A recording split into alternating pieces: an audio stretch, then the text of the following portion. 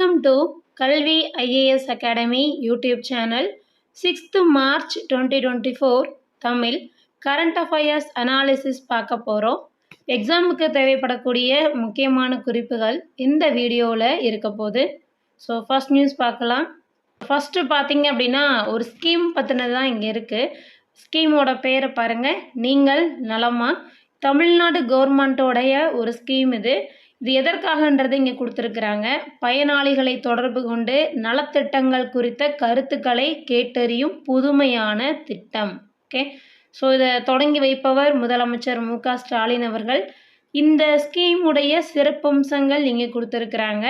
மாண்புமிகு முதலமைச்சர், மாண்புமிகு அமைச்சர் பெருமக்கள், தலைமைச் செயலாளர், அனைத்து துறை செயலாளர்கள், துறை தலைவர்கள், மாவட்ட ஆட்சித்தலைவர்கள் ஆகியோர் அரசு திட்டங்களின் பயன்கள் குறித்து பொதுமக்களை தொலைபேசியில் நேரடியாக தொடர்பு கொண்டு கேட்டு அறிவார்கள். இதுதான் இதற்கான சிறப்பம்சம்.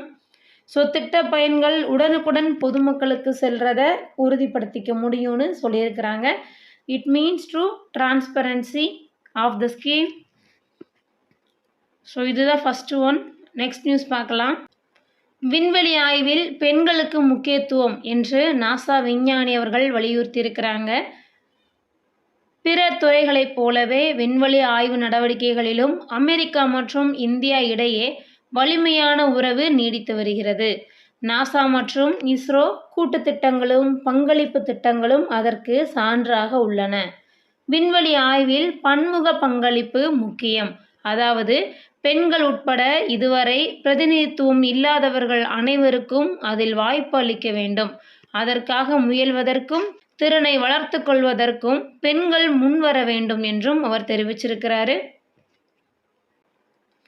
நெக்ஸ்ட் நியூஸ், புதுமை பெண் திட்டம்.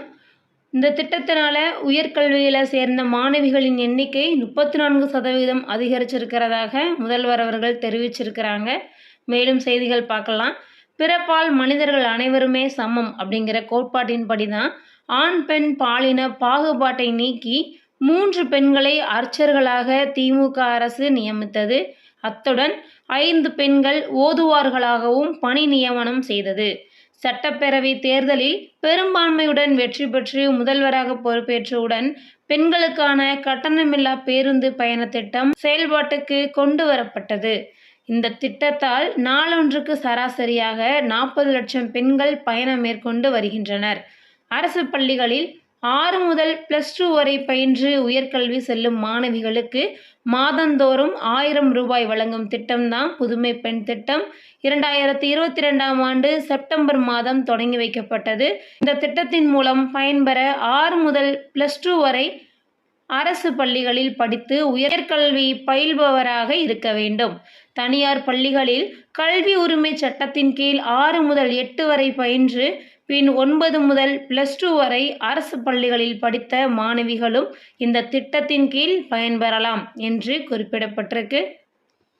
நெக்ஸ்ட் ஒன் பாருங்க.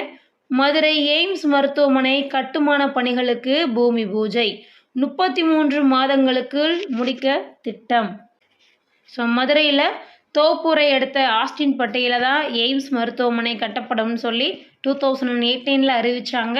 தற்போது பூமி பூஜை போட்டிருக்காங்க. நெக்ஸ்ட் நியூஸ் பார்க்கலாம். தமிழகம் உட்பட 7 மாநிலங்களில் NIA சோதனை. பயங்கரவாத அமைப்புக்கு ஆள் சேர்ப்பு வழக்கு.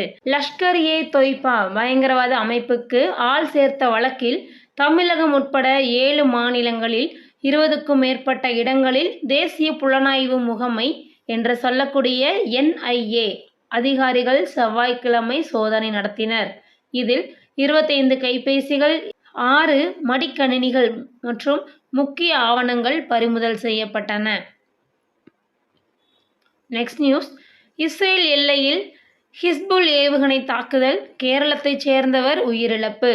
இஸ்ரேல் வடக்கு எல்லையில் நிகழ்த்தப்பட்ட ஏவுகணை தாக்குதலில் கேரளத்தைச் சேர்ந்தவர் உயிரிழந்தார். நெக்ஸ்ட் நியூஸ் பாருங்க. அடுத்த 6 ஆண்டுகளில் 17,500 இயற்கை எரிவாயு நிலையங்கள். மத்திய அமைச்சர் ஹர்தீப் சிங் புரி தகவல் தெரிவிச்சிருக்கிறாரு.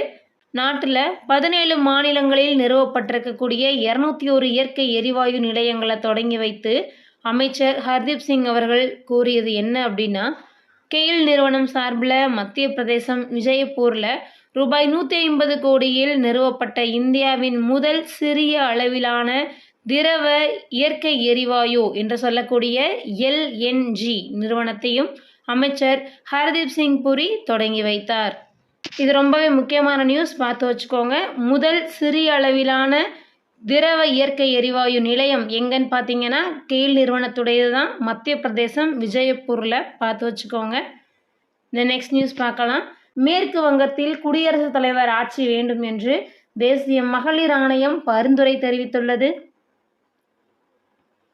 அண்ட் ஸ்போர்ட்ஸ் ஏரியா 100வது டெஸ்டில் அஸ்வின் மற்றும் பேர்ஸ்டோ. நெக்ஸ்ட் ஒன், செக் குடியரசு நாட்டில் நடைபெறும் பிராக் மாஸ்டர்ஸ் செஸ் போட்டியில் இந்தியாவின் ஆர் பிரக்ஞானந்தா 6வது சுற்றில் வெற்றி பெற்று 2வது இடத்தில் இருக்கிறார். நெக்ஸ்ட் நியூஸ், தென்கொரிய பிரதமருடன் ஜெய்சங்கர் சந்திப்பு, இருதரப்பு உறவு குறித்தும் ஆலோசனை. நெக்ஸ்ட் ஒன், இராணுவ பட்ஜெட்டை 7.2% அதிகரித்தது சீனா. ஏற்கனவே அமெரிக்காவுக்கு அடுத்தபடியாக உலகிலேயே மிக அதிக அளவு தொகையை இராணுவத்திற்காக ஒதுக்கி செலவு செய்து வரும் நாடு சீனா. கடந்த ஆண்டும் இதே அளவுக்கு தனது பாதுகாப்பு பட்ஜெட் நிதி ஒதுக்கீட்டை அதிகரித்தது நினைவு கூறத்தக்கது. நெக்ஸ்ட் நியூஸ் பாருங்க. ஹைட்டி தலைநகரை கைப்பற்றிய வன்முறை கும்பல். கரீபியன் பெருங்கடல் நாடான ஹைட்டியின் தலைநகர் போர்ட்டோ பிரின்ஸின் 80%க்கும் மேற்பட்ட பகுதிகளை வன்முறை கும்பல்கள் கைப்பற்றின. ஸோ இதோட இன்னைக்கான கரண்ட் அஃபேர்ஸ் முடிஞ்சிடுச்சு. தேங்க்யூ அண்ட் தேங்க்ஸ் ஃபார் வாட்சிங்.